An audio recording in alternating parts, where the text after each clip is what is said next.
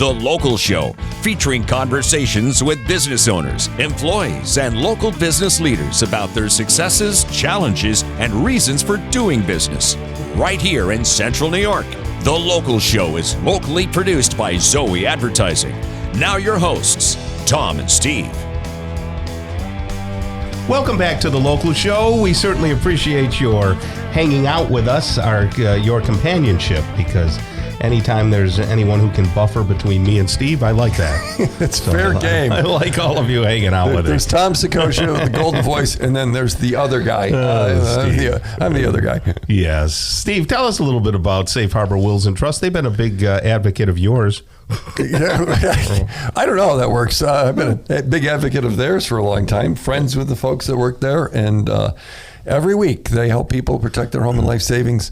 If you haven't done you're updated your will or put your house in a trust to protect it against long-term care, talk to them. There's a lot of people out there now saying, we will help you do that.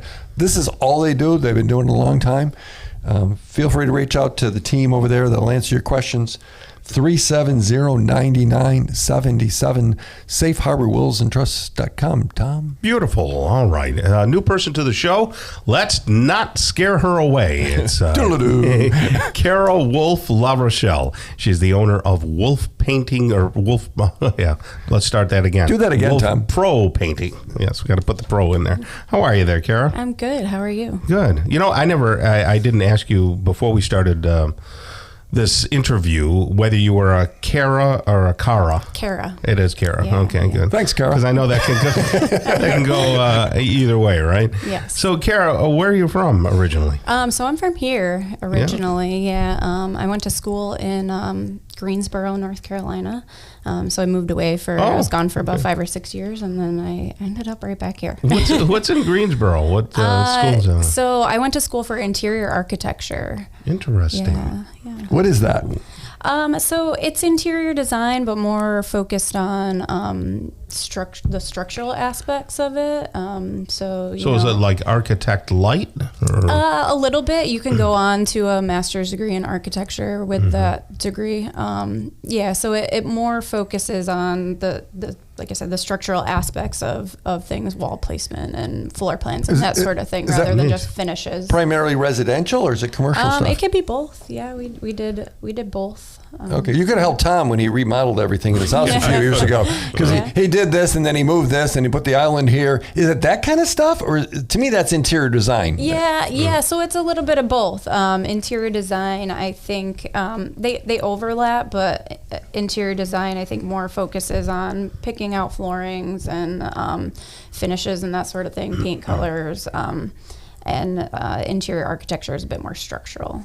I see. Design, yeah. What got you interested in that? I bounced around a bunch of different ideas, and I don't know. I was just always, art came naturally to me as a kid, and so. Do you paint or do anything else? Sculpt? So I do paint a little bit. Yeah, I do some acrylic painting, and don't have much time for it these days. But sketching? Do you sketch at all? Yeah, a little bit. So I've kind of done a little bit of all. So you were the kid in school where you look at their notebook and they always got little drawings and things where the teacher's talking, and you go, you just drew a picture of the Picasso or something, or some Picasso or something. Something like that. Okay. Yeah. All right. So then you come back to Syracuse. Do you have a family here? Yeah. Okay. Yeah. So my family's here.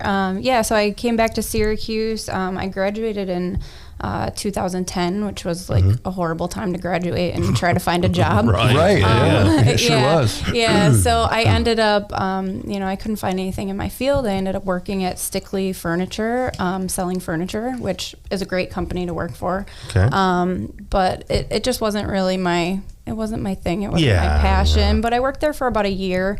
And then when my son was born in 2013, I started, I didn't want to go back to that. I wanted to have a little bit more freedom in my schedule and stuff and be able to spend some more time with him. So I started painting. And so I started painting with my mom. My mom painted for about 40 years. Now, and when you say, not portraits. Not portraits. You're painting houses. Okay. Yeah. Inside or out? Interior painting. Okay, gotcha. Mainly. Yeah. So my mom painted for 40 years. She's retired now. But But yeah, so I started working with her. We worked together for 7 or 8 years, something like that. And then I started some branch out and do some jobs on my own. And then in the last year or so, started to expand to where I'm not painting mainly anymore. I'm more focused on running the business and growing the business. So you have a team. Yeah. Tell us about your team. Yeah, so we have a couple of crews, one that focuses mainly on exterior and one that does more specializes in interior but can do both. And yeah, so it's been kind of a wild ride, you know, finding people and letting go of that control, because I always did the painting myself. And right, and if you're really good at it, how do you find people to embody your principles and things like that? It's tough, you know. Communication is a huge part of it, and just being willing and able to talk through things with people and let them know your expectations, and setting expectations with the customers, and So a very important question. Do professional painters use painter's tape? Yeah, the age-old debate. So I never used it much. Some people do. There's nothing wrong with it. I've kind of expanded. So you don't roll your eyes when you see somebody. You don't roll your eyes and go, "Oh, they're using painter's tape." No, not necessarily, because there's a time and a place for it. You know, I always freehand everything, but you know, we tape off baseboards because when you're rolling the wall, you can splatter on it. So there's times where you need to use it, or if you're painting baseboard in a room that's carpeted, there's no way around taping off the as carpet, part of your services. Sometimes.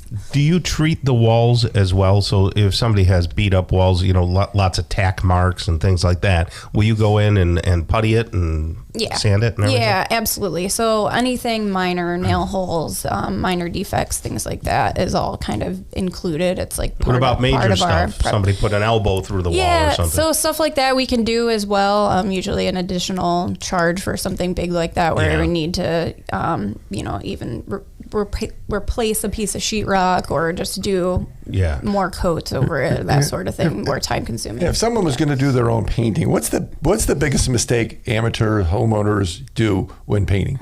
I know the answer. Yes, I know the answer. No, go ahead. You say it, but I'll tell you. I think the major misconception when it comes to painting is just how time consuming it can be when you don't do it all the time. You know, my guys are really fast because that's what they do, but you don't realize how long it takes to paint a room if it's not what you do.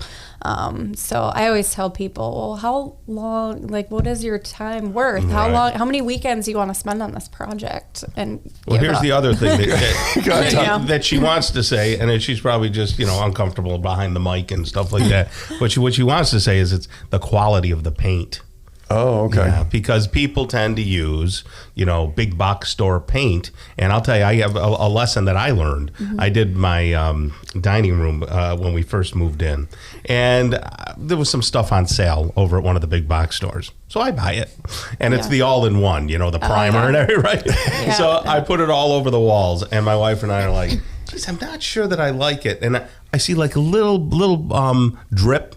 So I went over and scratched it with my fingernail. I started peeling. The whole thing came off in sheets. So it was like dead skin after a sunburn? Yes, absolutely. And then I had somebody tell me, a real painter said, yeah, you're using crap paint. You got to use Ben Moore and it's really good stuff. Well, if someone had a paint job they wanted done, I'm assuming you can give like a free quote. Is that fair? Yeah, absolutely. So is the 427-7981, is that a good number? Yes. So if you're maybe been thinking, looking at the walls, thinking, I don't know that I want to do this myself, 427-7981, Wolfe Pro Painting, Wolfe, W-O-L-F-E, Wolfie, propainting.com. Thanks for being here. Thank you so much.